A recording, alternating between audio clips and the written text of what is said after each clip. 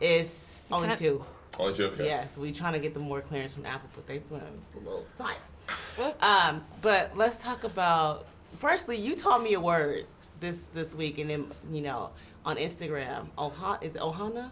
Ohana. Yeah. That's how you say it, right? Ohana. Because you're congratulating, and I just thought you congratulating Zoe on her casting glory, right? On Instagram, you were just like, Zoe Bear, the casting. Oh, yeah, sorry. And I was like, what does Ohana mean? And I'm looking it up, and I'm like, oh, family, then I see this, and it's all about Ohana. Yeah. Talk to me about your text message. This is how I'm gonna get my next job. I'm gonna text them and I'm gonna say, "This is me. I am this role." But talk to me about how you came on board and tell us about that story. How I got this role? Yes. I got a call from my agent and he sent me a script. Said, "You're gonna love this. Just check it out. Read it on the train." I just had finished the show. I was driving. It was in the English countryside, heading up to London, and I read about 3 or 4 pages in. And I was surrounded by about 4 of my friends. And they are all actors. We just finished, and I stopped myself. I was blown away, and I read it out loud to my friends, and we all freaked out. It was unanimously the greatest script I've ever read, and they agreed.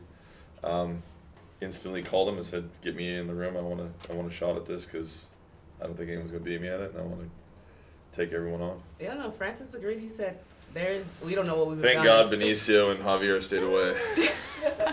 I know. But talk to me about your gifts. Okay, we know a little bit about the world, but you have particular gifts in this kind of world. Talk to us about that.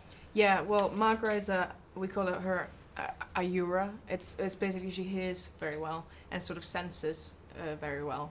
Things. Yes, senses truths. Yeah. And you can hear secrets. Yeah. This is something that I need right now. Exactly. Oh yeah, exactly. If I hold on to any energy, yeah, she's like, Bob, she's I'm like, damn it. I know. You can't lie to her, basically. One thing that I loved about the family dynamic, obviously the world, the actors, they're, even the consultant, how real it is into this world of people being blind. But it kind of tells you that, it's capable because people that are blind are doing things now. It's not like stopping them from being able to do these amazing kind of things. But the blended family aspect from I really love that they took that approach.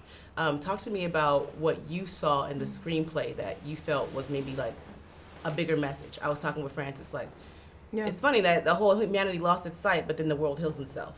Yeah. So any kind of, things that you felt when you were reading. Well, both you have at the core of the story, you just have this family drama that is so kind of visceral and because, what do you do if your children are born with something that basically means death in this world, and how do you protect them from it? And that's something that just in terms of that really drew me to the story and the characters.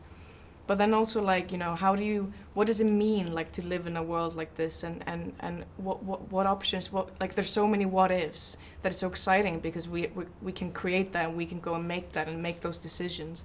And then there's the element of how are we treating the world today, and what would it mean if we would lose something like vision, which we take for granted so much, and we're so kind of controlled by in a way. And it also with vision we can be quicker in the world, so we can do everything faster.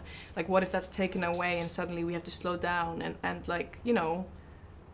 could this maybe happen, and would this be the way that the world would heal itself from humankind? I don't know, it's just there's so many questions. It's just so exciting. And I think, we're going to toss you guys to a trailer, but stay tuned because we have Alfred up next. So keep it right here. Yes. Hey.